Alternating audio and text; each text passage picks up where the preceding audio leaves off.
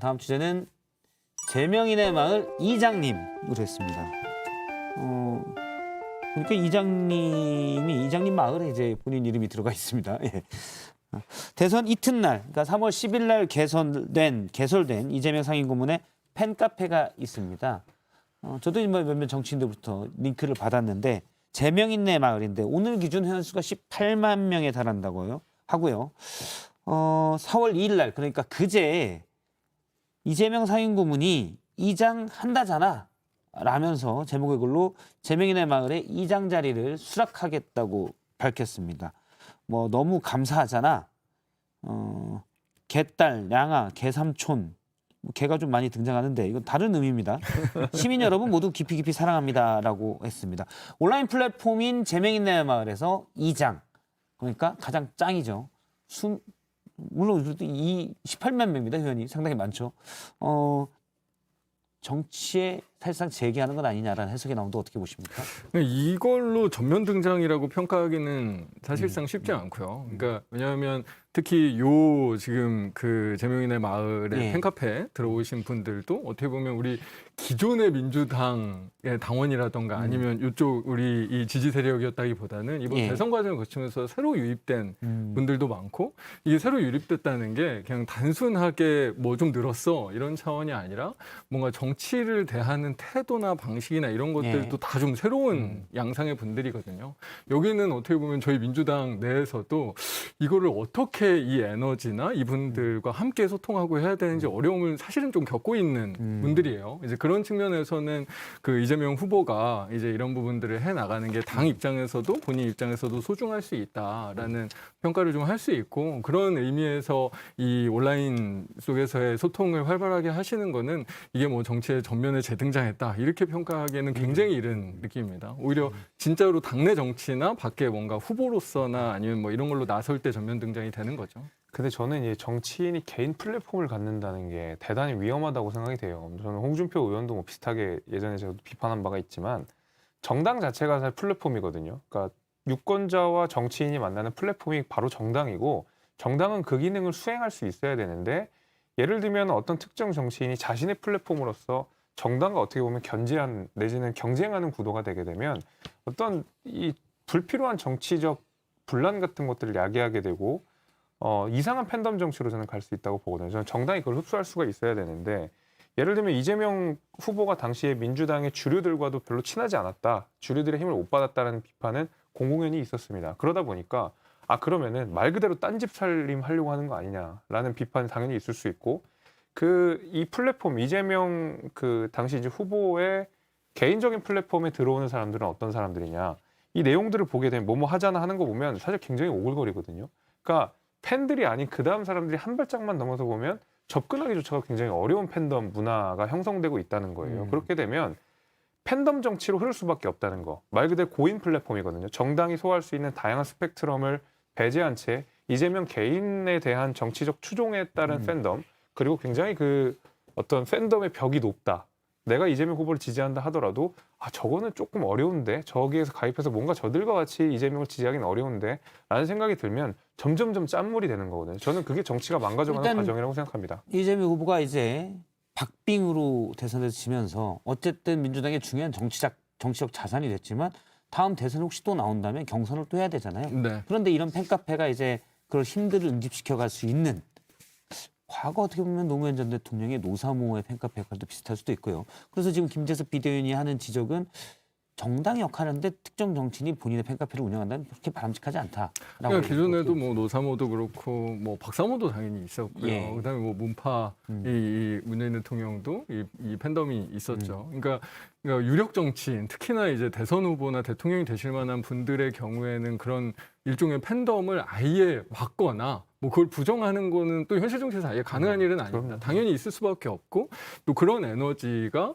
어떤 의미에서는 이 정치의 어떤 다양성과 이런 부분에서는 되게 좋은 거죠. 근데 이 정당이 그거를 한쪽으로 쏠리거나 아니면 그게 어떤 위화감을 만들어서 이상한 결과로 가지 않게 만드는 건 그 정당이 얼마나 건강하냐 건강하지 않냐의 척도인 거지 실제로 그런 팬덤 자체가 잘못됐다라고 얘기할 수 있는 측면은 전혀 없다. 그래서 오히려 이제 지금 이런 어떤 제명인의 마을 이런 현상이든 지금 우리 민주당에 뭐 10만 명이 넘게 새롭게 입당하시는 분들이건 이게 우리 민주당이 이 포괄하는 여러 다양성과 예. 앞으로의 가치 속에서 어떻게 녹아낼 수 있게 만드냐 안 만드냐가 중요한 거지 이 부분에 대해서 뭐 적극적으로 평가를 하고 뭐 좋다 나쁘다 얘기하는 건 전혀 적절하지 않은 것 같아요. 일단 이 제명인의 마을도 혹시나 계파 갈등의 그런 민주당 내 어떤 노선 갈등이랄지 계파 갈등의 이런 어떤 소용돌이에 말릴 수 있지 않을까 나오는 게 우려가 나오는 게 왜냐면 이번 지방선거 후보자 특히 송영길 전 대표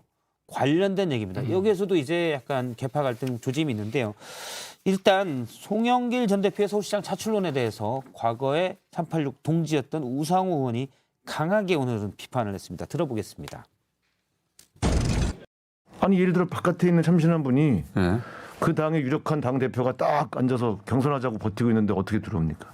그리고 이낙연 선배도 송영길 대표를 나오겠다고 하는 판에 그러면 한참 후배하고 경선합니까? 그래서 저는 송영길 대표의 출마 선언이 결국 여러 카드를 다 무산시켰다.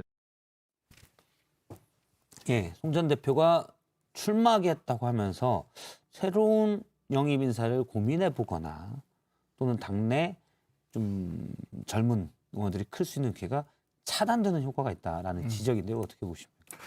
그러니까 제 생각엔 좀 일단 말하기 좀- 개파 갈등은 아니죠. 뭐 예를 들면 뭐 송영길 전 대표나 뭐 우상호 전 대표나 김민석 의원 같은 경우에 이게 무슨 개파의 성격 때문에 이 반발을 하거나 입장을 내는 건 아니고 일견 보면 약간 386의 분화 같은 느낌이 예. 사실 더 강한 느낌이죠. 근데 제가 보기에는 이게 오히려 그러니까 이낙연 전 대표의 서울시장 가능성을 막는 거는 맞죠. 일시로 맞는데 젊은 어떤 도전들을 막느냐 그거는 조금 다른 얘기인 것 같아요. 오히려 송영길 대표를 극복할 수 있는 서울시장 후보자 그러니까 경선 과정에서 경쟁력을 볼 수가 있으면 오히려 지금 이 저희 민주당이 서울시장 후보를 찾는 과정에서 여러 가지 이 국민들께 서울 시민들께 여러 가지 모습들과 여러 내용들을 말씀드릴 수가 있고 예. 그 과정 자체가 어떻게 보면 지방선거를 하는 되게 좋은 전략이 될 수도 있거든요. 그래서 저는 오히려 송영길 대표를 극복할 수 있는 누구예요? 사실 누군지는 잘 모르겠습니다. 예. 그분이 나와주고 그게 굉장히 생산적이면서도 치열한 경선이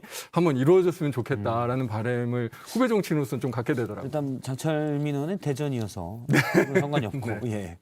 저 우상호 의원이 아까 인터뷰 과정에서 말씀하신 내용이 다 맞죠. 다 맞는 내용인데 다만 이제 우상호 의원은 서울시장 출마를 하시고 싶었던 분 그리고 이번에도 뭐 출마설이 나왔던 분이기 때문에 다소 이제 이해 충돌 면이 좀 있는 메시지다. 우상호 의원은 이제 완전히 불출마를 과거에 그렇긴 선언한 바가 하지만 있습니다. 과거에 이제 좀 그 서울시장에 굉장히 많은 욕심을 내셨던 것으로 알려져 있기 때문에 다소 좀 이런 그 감정이 있지 않았나라는 생각이 드는데 말씀하신 대로 다 맞는 내용입니다.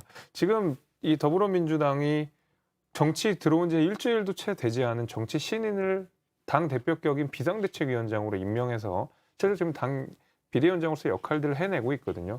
그러면 서울시장에 왜 신인 내놓지 못합니까? 부산시장에 왜 신인을 내놓지 못하겠습니까? 얼마든지 결단할 수 있으면 하는 문제인데 할 수 있는 문제인데 송영길이라고 하는 이번 대선에 패배가 있고 그다음에 서울시에서 민주당이 이번에 국민의힘에 졌던 가장 큰 이유가 부동산인데 그 부동산과 관련된 여러 가지 입법들을 내놨던 장본인이 또 송영길 대표거든요.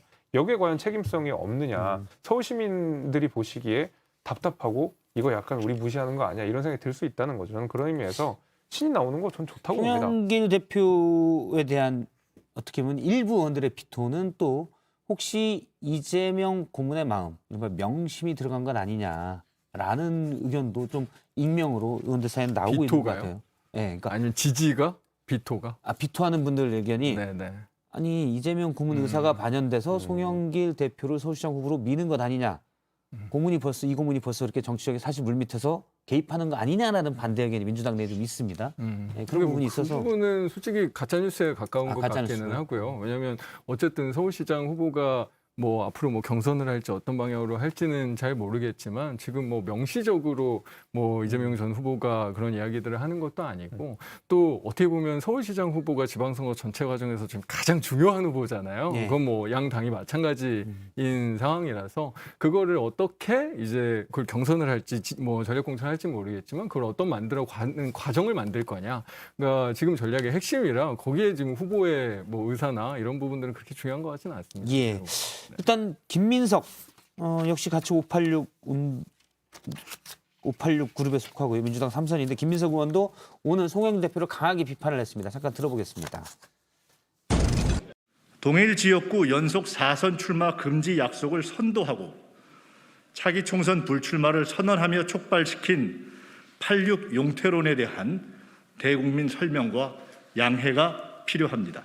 하산 신호를 내린 기수가 갑자기 나홀로 등산을 선언하는 데서 생기는 당과 국민의 혼선을 정리해 줄 의무가 있습니다.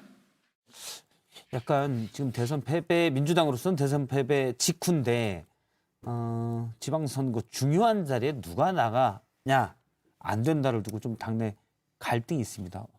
옆집 불구경하는데 어떻게 보십니까? 아니 오늘 저 김민석 의원도 그렇고 우상호 의원도 그렇고 굉장히 저랑 공감대가 많이 형성이 되네요. 사실 586 용태론을 가장 주장했던 송영길 대표가 다시 여기서 소환이 됐다는 것이 저는 이제 민주당 입장에서도 좀 불행이 아닐까 싶어요. 그 정도 이제 인물난이라는 것도 있고 책임 있는 사람에 대한 분명한 어떤 질책이라든지 비판이라든지 이런 것들이 좀 상실된 것이 아닌가라는 좀 걱정이 돼서 저는 뭐 김민석 의원 말에 동의합니다. 예, 알겠습니다. 지금 짧게 한마디만 지금까지는 이제 송영길 대표 전 대표나 아니면 그 주변의 몇 분들의 의사인 거지 이게 뭐 정확하게 당심이거나 그런 사항은 아니어서 저는 아까 말씀드린 대로 이걸 극복해서 정말 경쟁력 있는 새로운 후보를 낼 수 있냐 없냐가 서울시장이나 지방선거 전체에 굉장히 중요한 그래서 당에서 깊은 고민을 해야 되는 지점이다 네. 정도로 말씀드리겠습니다. 알겠습니다. 오늘 두 분 말씀 여기까지 듣겠습니다. 고맙습니다. 감사합니다. 감사합니다.